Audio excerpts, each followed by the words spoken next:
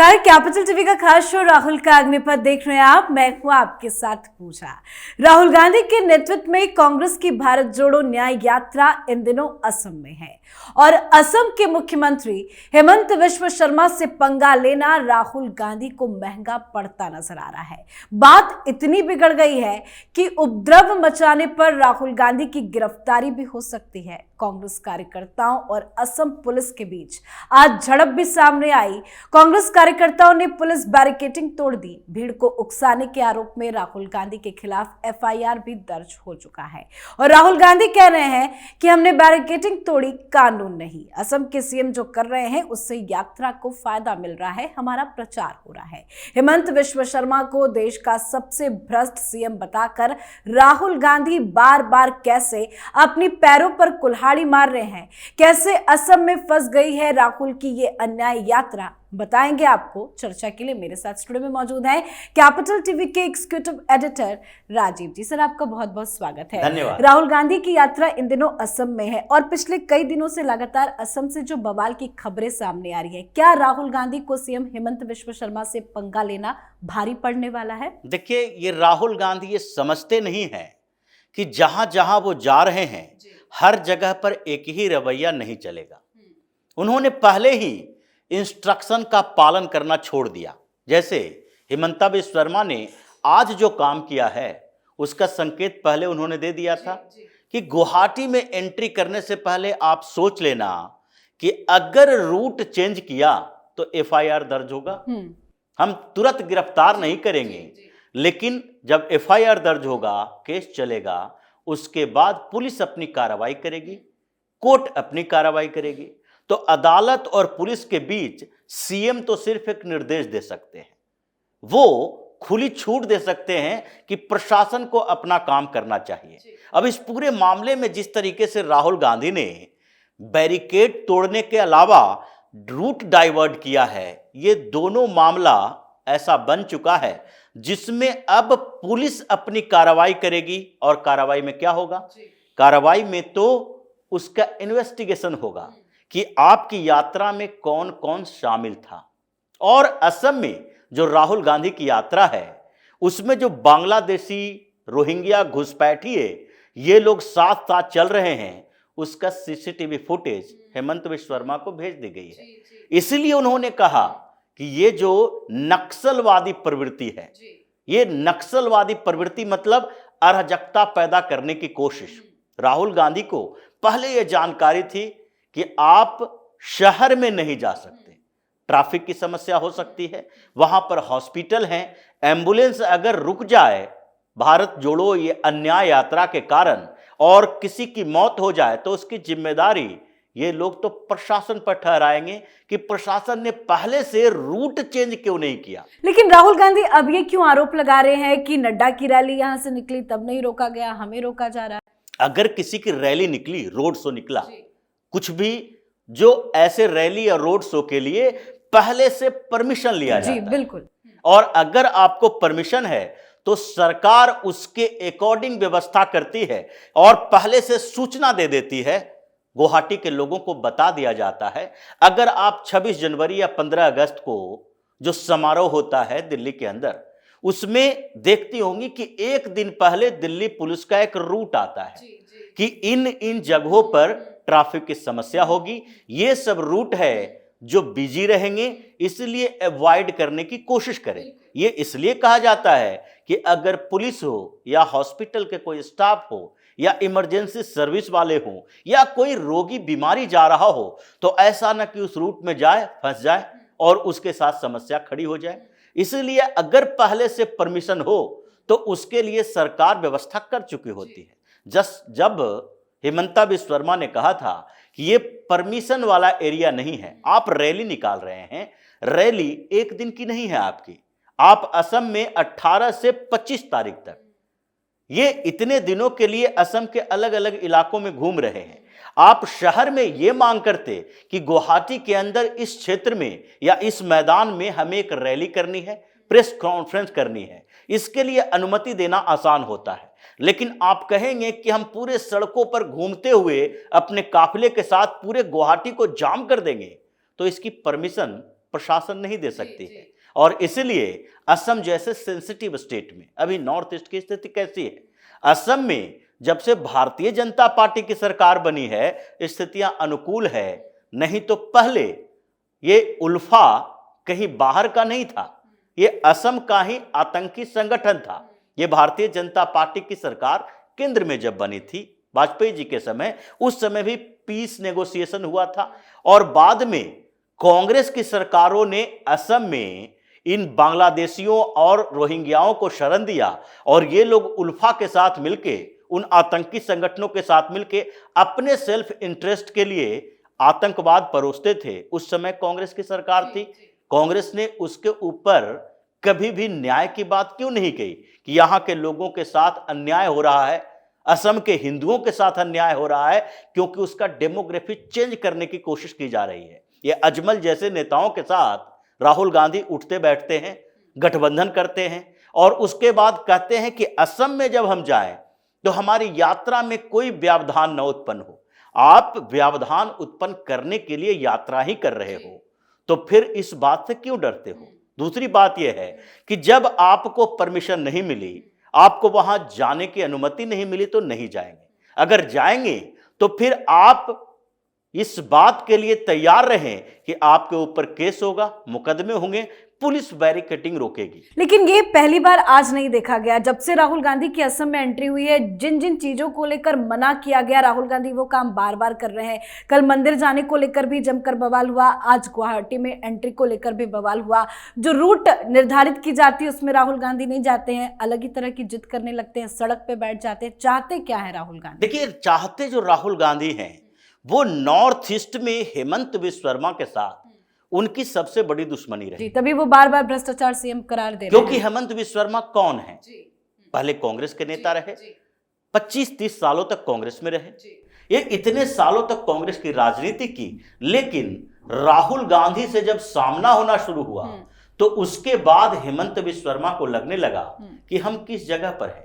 उनसे बार बार ये सवाल भी पूछा जाता रहा है, कई मीडिया संस्थानों ने पूछा है, रिपोर्टर्स ने पूछा है कि आप इतने समय तक कांग्रेस में रहे, क्यों रहे, और आप आज जब भारतीय जनता पार्टी में है तो कांग्रेस की शिकायत करते हैं। वो स्पष्टवादिता वाली बात करते हैं, स्पष्ट तरीके से कहे कि उस समय मोदी जी हमें नहीं मिले थे। तुलना हम कैसे करते हैं कि हमारा नेता कैसा, दूसरा नेता कैसा। राहुल गांधी से मुलाकात के बारे में वो बोलते रहे, राहुल गांधी की बुराई करते रहे, उनके उन व्यवहारों के बारे में हर मंच पर बताते रहे कि राहुल गांधी का एटीट्यूड क्या है। अब इनको पर्सनल खुन्नस है हेमंता बिश्व शर्मा से और उस नेता से जिसे मोदी ने असम की कमान दी। ये बड़ी बात है। भारतीय जनता पार्टी में ऐसा बहुत कम होता है कि किसी दूसरी पार्टी से कोई नेता आता है और स्टेट लीडरशिप में उसको इतना बड़ा बना दिया जाए और उसके बाद पूरे क्षेत्र की जिम्मेदारी दे दी जाए। ये बहुत बड़ी बात थी, क्योंकि वो अपनी विश्वसनीयता भारतीय जनता पार्टी में स्थापित कर चुके हैं। इसीलिए राहुल गांधी को लगता है कि पूरे नॉर्थ ईस्ट के अंदर अगर कांग्रेस का सफाया हुआ है तो ये बड़ी भूमिका निभाने वाले व्यक्ति हेमंता बिश्व शर्मा। विश्वसनीयता इतनी ज्यादा बढ़ गई है कि योगी आदित्यनाथ के बाद हेमंता बिश्व शर्मा को याद किया। बिल्कुल, और वो स्टार कैंपेनर बन चुके हैं भारतीय जनता पार्टी के लिए। कोई भी स्टेट असेंबली का चुनाव हो या जनरल इलेक्शन में अलग अलग राज्यों में उनकी डिमांड होती है। इस बीच छत्तीसगढ़ में, मध्य प्रदेश में, राजस्थान में हर जगह उनका इस्तेमाल किया गया, क्योंकि वो साफ तौर पर भारतीय जनता पार्टी के उस पूरे मकसद के बारे में बात करते हैं। उनके अंदर कोई छिपाने वाली बात नहीं है कि हम ये नहीं करेंगे, हम छिप छिपा के बात कर रहे हैं कि हमारा एजेंडा, हमारा तरीका, हमारा उद्देश्य ये है। वो साफ तौर पर कहते हैं कि अपने स्टेट में भी हमें इन मियाँ लोगों का वोट नहीं चाहिए जो घुसपैठिए हैं। अगर जो असम का ओरिजिनल मुसलमान है, जो वहाँ पैदा हुआ, उनसे हमें कोई दिक्कत नहीं है, हमारी योजनाएं हैं, उसका लाभ उसे भी मिल रहा है, लेकिन घुसपैठियों के लिए यहाँ जगह नहीं है। और यही बात राहुल गांधी को चिढ़ पैदा हो रही है कि पूरे नॉर्थ ईस्ट के अंदर अगर कहीं देखें तो 25 लोकसभा की सीटों में से एक सीट भी कांग्रेस के पास नहीं है। कांग्रेस पहले नॉर्थ ईस्ट की सबसे बड़ी पार्टी हुआ करती थी, सहयोगी पार्टियां रीजनल पार्टियां हुआ करती थी। आज स्थिति यह है कि किसी स्टेट में कांग्रेस की सरकार तक नहीं है। 25 में से एक भी लोकसभा सीट नहीं है। तो ये पूरा जो भारतीय जनता पार्टी के लिए नॉर्थ ईस्ट में समर्थन जुटाया, उसमें अहम भूमिका मानी जाती है हेमंता बिस्वा शर्मा की। और इसलिए ये चाहते हैं कि इस यात्रा में टारगेट हेमंता को किया जाए, पूरे नॉर्थ ईस्ट में ये कोशिश की जाए कि कांग्रेस को, इतने बड़े नेता को अगर कोई गिरफ्तार करवाना चाहता है, उसकी यात्रा रोकना चाहता है, तो उस व्यक्ति की नीयत पर सवाल उठाओ, उसे करप्ट नेता घोषित करो। ऐसे टारगेट इनको कभी भी मणिपुर में भी या नागालैंड में भी या अरुणाचल प्रदेश में भी किसी सीएम के बारे में इन्होंने कुछ नहीं बोला, लेकिन यहां पर आते ये डायरेक्ट सबसे करप्ट सीएम बोलना शुरू कर दिया, जबकि एक भी भ्रष्टाचार का आरोप हेमंता बिस्वा शर्मा के ऊपर नहीं है। अगर ऐसे मौखिक तौर पर आरोप लगाना हो तो फिर किसी के खिलाफ कोई भी आरोप लगाया जा सकता है, लेकिन राहुल गांधी जिसके ऊपर कई मामले चल रहे हैं भ्रष्टाचार के भी, ऐसा नहीं है कि सिर्फ और सिर्फ मानहानि के मामले हैं। नेशनल हेराल्ड को छोड़ दीजिए, ये बड़ा महत्वपूर्ण मुद्दा है, लेकिन उसके बाद अभी जो डंपी पकड़ा गया, संजय भंडारी पकड़ा गया, ये जमीन का मुद्दा सामने आया जिसमें 51 करोड़ रुपए का इन्वेस्टमेंट किसी ने किया, पहवा के पैसे से जमीन खरीदी, उसी को बेची, इसका इन्वेस्टिगेशन अभी चल रहा है। चार्जशीट में इन लोगों का भी नाम है, संजय भंडारी के खिलाफ जो चार्जशीट दायर हुई है उसमें। तो इसलिए जो भ्रष्ट व्यक्ति है वो सबको भ्रष्टाचार की नजर से देखता है। तो हेमंता बिस्वा शर्मा को टारगेट करने के पीछे बड़ी वजह यही है कि पूरे नॉर्थ ईस्ट में इनको बदनाम किया जाए। लेकिन अब इस मकसद से ही ये फंस चुके हैं, क्योंकि राहुल गांधी को समझ में नहीं आ रहा था कि हमारे खिलाफ इतना बड़ा मामला होगा। मामला ये सिर्फ बैरिकेडिंग तोड़ने का नहीं है, मामला है देशद्रोह का। क्योंकि अभी जो आप न्यूज क्लिक के बारे में देख रही हैं, न्यूज क्लिक एक प्रोपेगेंडा वेबसाइट, फंडिंग विदेश से आई। विदेश से फंडिंग सिर्फ न्यूज क्लिक को नहीं मिलता, विदेश से फंडिंग तो वायर को ही मिलता है। लेकिन उसके किसी पत्रकार के ऊपर देशद्रोह का आरोप यूएपीए के तहत मुकदमा दायर नहीं हुआ। क्यों? क्योंकि यूएपीए के तहत मुकदमा पुरकास्ट के खिलाफ इसलिए दायर हुआ कि इसने अपने पूरे प्रोपेगेंडा में नक्शा जो भारत का दिया उसमें अरुणाचल को अलग कर दिया, नक्शा जो दिया उसमें जम्मू कश्मीर को अलग कर दिया। इसने उन लोगों को पैसे दिए जो कि देश विरोधी काम कर रहे हैं, नक्सलवादियों के साथ खड़े हैं, अर्बन नक्सल्स हैं, इसलिए यूएपीए के तहत मुकदमा दर्ज हुआ। अभी तक बेल नहीं मिली है। ये सुप्रीम कोर्ट में गए, कहे कि हम ये जो पुराना एफआईआर क्वेश करने का मामला चल रहा है वो हम वापस लेते हैं हाई कोर्ट से, तब हमें सुप्रीम कोर्ट से किसी तरीके से बेल दे दी जाए। अब यही स्थिति राहुल गांधी के साथ है।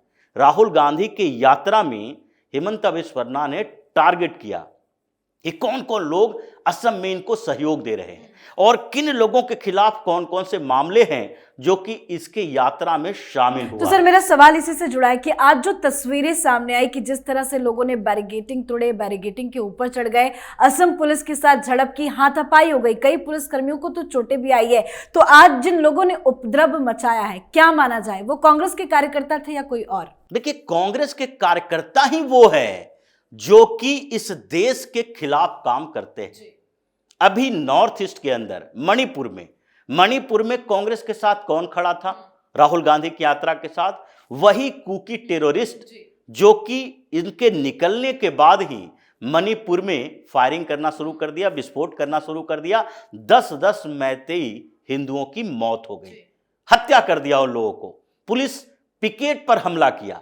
ये वही लोग हैं जो कि कांग्रेस के साथ खड़े हैं, मतलब एक टेररिस्ट के साथ कांग्रेस खड़ी है। दूसरे स्तर पर वहां से नागालैंड जाते हैं, वहां पर कोई ज्यादा हंगामा नहीं होता क्योंकि पहले से इनको नागालैंड में 2 दिन रहना है, तो 2 दिन वो उन क्षेत्रों से जाकर गुजरे जहां पर कोई विवाद न हो।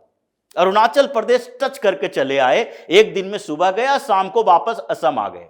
अब असम के अंदर इनको इस बात का अनुमान था कि जैसे कुकी आतंकियों ने मणिपुर में इनको सहयोग किया है, वैसे ही असम में रोहिंग्या और जो भी बांग्लादेशी घुसपैठिया है वो इनकी मदद करेंगे, इसलिए लोगों की संख्या कुछ ज्यादा बढ़ सकती है। और यही मौका है कि असम में सबसे ज्यादा लोकसभा सीट है नॉर्थ ईस्ट के अंदर, और एक ऐसा गेट माना जाता है, द्वार माना जाता है जहां से नॉर्थ ईस्ट को कंट्रोल किया जा सकता है। तो इसलिए राहुल गांधी का टारगेट था कि असम में हम हंगामा खड़ा करेंगे और वहां के मुसलमानों को खुश करने के लिए हिमंता बिस्वा शर्मा पर अटैक करेंगे, क्योंकि नॉर्थ ईस्ट का जितना भी लीडर है वो अभी भी इस तरीके का बयान नहीं देता। जैसा हिमंता बिस्वा शर्मा ने स्ट्रिक्टली बोला है कि वहां पर मुसलमानों के घुसपैठ को रोकेंगे। उनकी हर योजना, पॉपुलेशन कंट्रोल की बात देख लीजिए, उससे भी मुसलमान परेशान रहते हैं। वो बार बार कहते हैं मुसलमानों से हमें दिक्कत नहीं है, लेकिन हम ये चाहते हैं कि जो देश के साथ चले, जो राज्य के विकास में भूमिका निभाए, हम उसके साथ खड़े होंगे, विद्रोहियों के साथ खड़े नहीं होंगे। अब सिर्फ हेमंता बिस्वा शर्मा नॉर्थ ईस्ट के लिए नहीं है, क्योंकि भारतीय जनता पार्टी उन्हें एक स्टार कैंपेनर के तौर पर उपयोग करती है। तो राहुल गांधी देखते हैं कि हेमंता बिस्वा शर्मा के साथ टकराव मतलब हिंदुस्तान के दूसरे हिस्सों में मुसलमानों का समर्थन, सपोर्ट लेना। तो ये पूरे टारगेट करके उन्होंने असम में ये हंगामा खड़ा करना शुरू किया। और इतना समय असम में अगर कोई गुजारे भारत जोड़ो यात्रा में, इतना समय तो उत्तर प्रदेश के लिए भी नहीं है जहां 80 लोकसभा की सीटें हैं, बिहार और बंगाल के लिए भी नहीं है। आप 7-7 दिन असम में गुजारते हो छोटे से स्टेट में, इसका मतलब है कि ये वहां से संकेत दे रहे हैं मुसलमानों को, पूरे हिंदुस्तान के, कि देखो एक जो व्यक्ति है जो तुम्हारे खिलाफ बोलता है, हम उसको टारगेट करके रखे हैं, उसको बदनाम करके छोड़ेंगे। यही वजह है। लेकिन ये वजह अपनी जगह है और एक्शन अपनी जगह है। हिमंता बिस्वा शर्मा वो नेता है जो बोल रहे हैं वो करते हैं। मनीष सिसोदिया के खिलाफ भी केस दर्ज हुआ, माफी मांगते मांगते इन्होंने पानी पीना शुरू कर दिया। उसके बाद पवन खेड़ा के साथ ऐसा ही हुआ। क्या हुआ? एयरपोर्ट से उठा के ले गए।